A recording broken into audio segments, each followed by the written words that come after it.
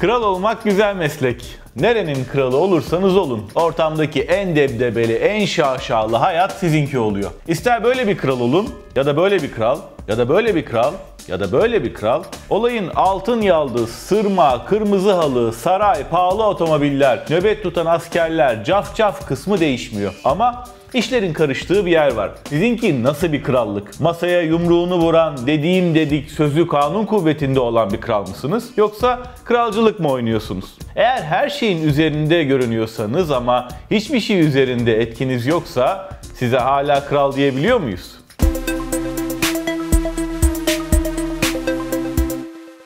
Geçen yüzyılın başında dünyadaki monarşilerin dağılımı şöyleydi. Şimdi ise böyle. Fransa vakitlice cumhuriyete geçmişti. Avrupa'daki diğer monarşileri ise önce 1. Dünya Savaşı çarptı. Savaş insanları çok yordu. Bu da onları bu savaşa sokan hükümdarların sonu oldu. Rusya, Almanya, Avusturya ve Osmanlı İmparatorluğu gibi büyük devletlerde monarşiler son buldu. Bu eski imparatorluklardan ayrılan ülkelerde cumhuriyeti benimsediler. 2. Dünya Savaşı'nda Doğu Avrupa komünist bloğun bir parçası oldu. Öyle olunca da buralarda kalan monarşilere haliyle yol göründü. İtalya ve Yunanistan hanedanları Nazilerle işbirliği yaptıkları için savaşın sonunda tahtlarını kaybettiler. İzlanda, İrlanda ve Malta'da bağımsızlıklarını kazanıp cumhuriyet olunca Avrupa'da hepi topu birkaç monarşi kalmış oldu. Bunlar da anayasal monarşiler, yani parlamentoları ve kralı fazla takmayan başbakanları var. Dünyada hala devam eden toplam 44 monarşi var ama şöyle ilginç bir durum da var. Günümüzde artık kraliyet denince kimsenin aklına Suudi kraliyet ailesi, Tayland'daki hanedan ya da Brunei sultanı gelmiyor. Ki bunlar da kral. Bazıları da ülkelerini gerçekten yönetiyor. Kraliyet deyince varsa yoksa Britanya kraliyet ailesi. Nitekim yine gündemdeler. Çünkü Windsor hanedanı durdu yine yıllar boyunca konuşulacak bir harekete imza attı. Küçük Prens Harry'nin karısını ve çocuğunu alıp ayrı eve çıkmak istediğini duyurduğu günden bu yana hem İngiltere'de hem de dünya çapında İngiliz muhiplerinin cephesinde sular durulmuyor. Meghan kraliyet ailesini parçalıyor mu? Kraliçe bu işe ne dedi? Ne iş yapacaklar? Masraflarını kim karşılayacak? Nerede oturacaklar? Baktığınız zaman karısını ve çocuğunu alıp baba evinden taşınan, babasının işinden ayrılan herhangi bir gencin karşılaştığı meselelerden çok farklı değil. Sadece bu vakada çok fazla sim ve yaldız, çok fazla para ve patlayan flaşlar var. Eğer prenslik bir kariyerse Harry'nin kararı mantıklı. Ömür boyu terfi edemeyeceksen, bir gün kral olamayacaksan prenslikte edindiğin tecrübe bir işe yaramıyor. Çünkü başka bir ülkeye gidip prenslikte kariyer yaptım, İşte CV, bizim ülkede önüm kapalı, sizde boş krallık pozisyonu var mı diyemiyorsunuz. 6. yedek olarak kral atanamayacağınıza göre bu karar makul. Bir de şu var, hem kral olma şansınız yok hem de hanedanın en ilgi çeken mensuplarısınız. Amerikalı bir eşiniz var, üstelik melez ve oyuncu. Attığınız her adım didik didik ediliyor. Bunun karşılığında ciddi hiçbir iş yapmıyorsunuz ve geçiminizi aileniz sağlıyor. Kaldı ki Harry'nin büyük dayısı 8. Edward da bundan 80 küsür yıl önce bunun beterini yapmıştı. Amerikalı sevgilisi uğruna krallığı bırakmıştı. Epey laf söz olmuştu. Ülke açısından da çok büyük problem oldu ama kraliyet ailesi adama bakmaya devam etmişti. Crown'u izlediyseniz görmüşsünüzdür. Kral ya da prens, hanedana mensup olmak iyi bir şey. Karşılığında pek bir şey yapmadan geçinip gidiyorsunuz. Arada kalabalığa el sallıyorsunuz. Birkaç tören, açılış, kabul. Britanya'da kraliyet ailesi mensubu olmak böyle bir şey. Ama bunun karşılığında da topluma ailece borçlanıyorsunuz. Sizden beklenen davranışların biraz dışına çıktığınızda hemen şunu duyuyorsunuz. Biz bunlara bakmak zorunda mıyız? Vergilerimizle bu şaşayı finanse etmek zorunda mıyız? Bu devirde monarşi mi kaldı? Niye hala bir kraliyet ailemiz var? Britanya'daki kraliyetin aslında kraliyet fikriyle çok çelişen bir işlevi var. Kraliçenin birinci görevi aslında siyaseten son derece etkisiz olan varlığıyla ülkenin demokrasiyle ve parlamento tarafından yönetildiğini her daim hatırlatmak. Kraliçe aslında her göründüğünde bir oyunu, bir temaşayı sürdürüyor. İngiltere'de ya da Hollanda'da, İsveç'te ya da İspanya'da bu tarz monarşilerin devamının tek koşulu var. hiçbir şeye karışmamak, ucu siyasete ve tartışmalı konulara dokunacak hiçbir konuda fikrini söylememek, siyasi aritmetikte etkisiz eleman olmak. To do nothing is the hardest job of all. Öyle ki kraliçenin son yıllarda hayati konularda söylediği dişe dokunur tek bir sözü bile yok. 2014'te İskoçya bağımsızlık referandumuna giderken, yani hükümdarı olduğu topraklar parçalanmak üzereyken görüşü sorulduğunda ancak şunu demişti: "Umarım herkes çok dikkatli düşünür." Ki bu kadarı bile kraliçe için istisna sayılmıştı. Bu sorumluluktan kaçış gibi görülse de seçilmemiş biri olduğundan aslında temkinli ve gayet başarılı sürdürülmüş bir tercih. İngilizlerin bunun için kullandıkları bir de deyiş var: bir fikrin modası geçebilir ama fikrini saklamanın modası asla geçmez. Kraliçenin her yasama yılının başında açılış konuşması yapmak üzere parlamentoya gittiğinde karşılaştığı bir sembolik aşağılama var. Bu da onun kanıtı. Kraliçe Lordlar Kamerası'ndaki yerini aldıktan sonra Black Rod adı verilen temsilcisini vekilleri çağırması için Avam Kamerası'na yollar. Black Rod tam içeri girecekken Avam Kamerası'nın kapısı şiddetle yüzüne çarpılır. Temsilci kapıya elindeki asayla vurur ve kraliçenin talebini nazik bir şekilde aktardıktan sonra içeri alınır. Black Rod'a biraz sataşan Avam Kamerası üyeleri daha sonra kraliçeyi dinlemek için aheste aheste Lordlar Kamerası'na doğru yürümeye başlarlar.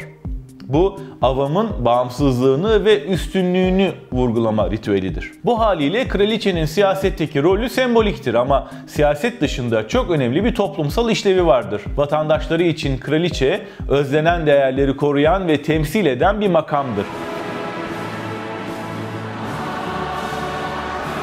Britanya hakkında ne hayal ediyorlarsa kraliçeye baktıklarında onu görürler. Ki bu hayal genellikle tarihteki emperyal İngiltere'nin hayalidir. Herkes kraliyetin ve ayrıcalıklı konumunun 21. yüzyıla ve demokrasiye aykırı olduğunu bilir. Yine de İngiltere'nin dünyada ayrıcalıklı algılanmasını sağladığı için bu kurumun devamından gizli bir zevk alırlar. Peki bütün Britanyalılar aynı şekilde mi düşünüyor?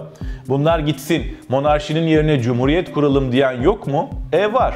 Ama son 40 yılın kamuoyu yoklamalarına baktığınızda toplumun ancak 5'te biri buna benzer şeyler söylüyor. Halkın %80'e yakınıysa monarşiden memnun. Bu konu kraliçenin 80. doğum günü vesilesiyle 2006'da epey konuşulmuştu. The Guardian gazetesi o günkü başyazısında kraliçenin doğum gününü en iyi şekilde kutlayalım ama o gittiğinde bu gülünç kurumu artık tarihe gömelim demişti. Diğer tahtların durumu nasıl, sallanan var mı derseniz durum kabaca şöyle. İspanya'da kraliyet ailesinin pek sevildiği söylenemez. İspanyolların %37'si krallığın feshedilmesini istiyor. %20 feshedilmesinin bir değişikliğe neden olmayacağı görüşünde. %24 ise bunun ülkenin geleceği için kötü olacağını düşünüyor. Ama görüp görebileceğimiz en yüksek oran da bu. Görünüşe göre monarşikler genel olarak monarklarından memnun. Mesela Japonya'da imparatora ne gerek var diyenlerin oranı ancak %4. İspanyol kraliyet ailesinin geçen senelerde sık sık yolsuzluk, ihanet ve ırkçılık suçlamalarıyla anıldığı düşünülürse durumlarına şaşırmamak gerek. Kameralar önünde kendi aralarında tartışmaları da pek hayırlarına olmuyor tabii ki. Britanya'ya dönelim. Kraliçeden sonra ne olacağı belirsiz. Her ne kadar kraliyet yoğun şekilde geleneklere de dayansa, kraliçenin ya da sonraki kralın neyi yapıp yapmayacağı belli de olsa, bazıları 1. Veliaht Müzmin Prens Charles'ın kral olması halinde Britanya'nın son kralı olabileceğini bile söylüyorlar. Bunu söylemelerinin nedeni de prensin annesine kıyasla pek o kadar popüler olmaması, insan ilişkilerinde başarısız bulunması. Özetle biraz sevimsiz biri olması. Çok gerçekçi bir kehanet değil belki ama şu ilkeyle uyumlu. Geleneğin sürmesinde makam kadar makama gelenin de rolü önemlidir. Peki monarşiyle yönetilen ülkelerde kraliyet kalksa demokrasinin işleyişi açısından ne değişir? Parlamenter demokrasilerin iyi çalıştığı ülkelerde devlet başkanları seçimle bile gelseler sembolik bir görev üstleniyorlar. Hükümetin üzerinde bir onay makamı gibi görünüyorlar ama pek az şeyi veto ediyorlar. Yaptıkları şey sağduyuyu ve ulusun birliğini temsil etmek. Günümüzde kraliyetin yaptığı da zaten bu. Elde zaten %100 sembolik biri varken kim uğraşacak Cumhurbaşkanı seçmekle, onun görevlerini yeniden tanımlamakla diyenler de var. Kraliyetin finansmanına gelince, Meselenin hassas kısmı da bu zaten. Monarşi karşıtları kraliyet ailesinin devasa harcamalarını dillerine dolamış durumdalar. Bu yüzden kraliyet ailesi kendince tasarruf önlemleri alıyor ama bu önlemler tabii sizin benim aldığımız önlemler gibi değil. Kraliyet gemilerinden vazgeçiyorlar, Rolls Royce'larını gazlı yapıyorlar filan. Zamanında Prens Philip bu konuda da bir pot kırmayı ihmal etmemişti. 1969'daki Kanada gezisi sırasında gelen bir soruya şöyle cevap vermişti. Yatımızı satmak zorunda kaldık. Böyle giderse yakında polo oynamayı da bırakmam gerekecek. Monarşistler de kraliyeti savunmak için ne olmuş, bizimkilerden daha büyük saray gideri olan cumhuriyetler var diyorlar. Ayrıca kimse Fransa'ya gidip Macron'un, Almanya'ya gidip adını hatırlamadığımız Cumhurbaşkanı'nın resminin basılı olduğu eşyaları almak için sıraya girmiyor. Ama kraliyet ailesi daima büyük bir turistik cazibe unsuru.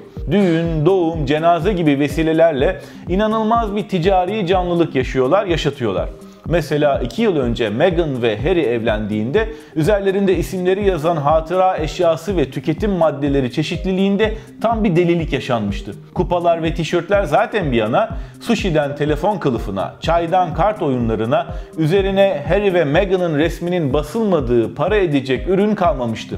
Neticede bu da milli ekonomiye katkı. Eğer kraliçe satılan her kupadan bir peni alsaydı serveti ülkedeki soylular arasında 17. sırada olmazdı. Çünkü kraliçe olduğu için İngiltere'nin en zengin kişisi değil. Mal varlığı 370 milyon pound, 500 milyon dolardan biraz az. Yaklaşık 11,5 milyar pound civarında taşınmazı var ama bunları da satamıyor çünkü hepsi kültürel hazine olarak koruma altında. Tabii saraylar falan zaten devletin malı olduğu için hesaba dahil değil. It's good to be king if just for a while diye bir şarkı var. Yani bir an için bile olsa kral olmak güzel şey. It's good to be king if just for a while. Bunun için insan her şeyi yapar. Mesela sevmediği biriyle bile evlenir. Ama İngiltere'de kraliçe ile evlenmek kral olmanızı sağlamıyor. En iyi ihtimalle prens olabiliyorsunuz. 93 yaşındaki kraliçe Elizabeth'in 98 yaşındaki kocası Prens Philip gibi. Bu ölümsüz çiftten erkek olanı kazara kral olsaydı işte o zaman monarşi çoktan çatırdayıp tarihe gömülmüş olabilirdi. Çünkü kendisi patavatsızlığıyla nam salmış biri. Özellikle dış temaslarda kırdığı potlarla tanınıyor. Mesela 2002'de Avustralya aborjinlerini ziyaretinde birbirinize hala mızrak atıyor musunuz diye sormuşluğu, geleneksel kıyafeti içindeki Nijerya başkanına yatmaya hazır görünüyorsun demişliği, 1967'de Sovyetler Birliği'ni ziyaret edip etmeyeceği sorulduğunda ailemin yarısını bu şerefsizler katletti ama Rusya'ya gitmeyi çok isterim demişliği var. Ayrıca bir kraliçeyle 73 yıl evli kalmak cinsiyetçi şakalar yapmaya da engel olmuyor anlaşılan. Philip'in bir erkek karısına arabanın kapısını açıyorsa ya araba yenidir ya da karısı şeklinde bir özdeyişi var. Bütün kraliyet aileleri içinde en ilginç olan kuşkusuz Britanya kraliyet ailesi. Çünkü Avrupa'daki diğer aileler gayet sıkıcı. Caroline ve Stephanie gençken Monaco prensliği ilginçti, doğru. Norveç'te en son prensesleri Martha Louise'nin eski eşi Ari Behn'le gündeme geldi. Önce Kevin Spacey ile arasında geçen taciz davası yüzünden, ardından 25 Aralık 2019'da intihar etmesiyle haber oldu. Ama o kadar. Ama İspanya, İsveç, Norveç, Hollanda hanedanları kimsenin ilgisini çekmiyor. Suudi hanedanı gazeteci öldürtüp parçalatma gibi faaliyetlerle gündeme geldiği için ilgiden çok korku ve nefret uyandırıyor. Zaten orada sadece sakallı adamlar var. Japonya hanedanı Batı için anlaşılmaz dini ritüellere sahip. Mesela tahta çıkan yeni imparatorun güneş tanrı ile bir eve kapanıp onunla birleşmesi gibi. O yüzden de varsa yoksa İngiltere hanedanı. Muhteşem Yüzyılı yabancı kanallar gösterdiğinde Türk televizyon dizileri için Türkiye'nin yumuşak gücü, soft power diyorduk. Oysa asıl soft power İngiltere kraliçesinde. Onu ve hanedanı konu alan dizileri, filmleri uçuca eklesek buradan Buckingham'a kadar yol olur. Ailenin kültürel değerden ziyade tabloid basın malzemesi ürettiği günler de olmuyor değil. Mesela Prens Harry'nin bir kostümlü partiye Nazi kıyafetiyle gitmeyi iyi bir fikir zannettiği gün gibi. Kendisi 17 yaşındayken de babasına marihuana içtiğini itiraf etmiş ve rehabilitasyon merkezine gitmişti. Orada sadece bir gün kaldı ama olsun, gitti mi gitti. Ancak Britanya halkı bu konuları çok sorun etmemişti ve bizim prens biraz afacan işte diyerek onu sevmeyi sürdürmüştü. Prens Harry'nin hala en popüler 2. kraliyet ailesi üyesi olduğu göz önüne alındığında arkasından ağıtlar yakılması da normal. Bu yüzden Meghan bir günde Beatles'ı dağıtmakla suçlanan Yoko Ono ilan edildi bile. Bütün bunları hesaba kattığımızda kraliyet ailesinin ekonomik, kültürel ve politik bir karşılığı olduğu açık. Ayrıca Britanya monarşi olmasına rağmen demokrasi endeksinde tam demokrasinin uygulandığı 20 ülkeden biri.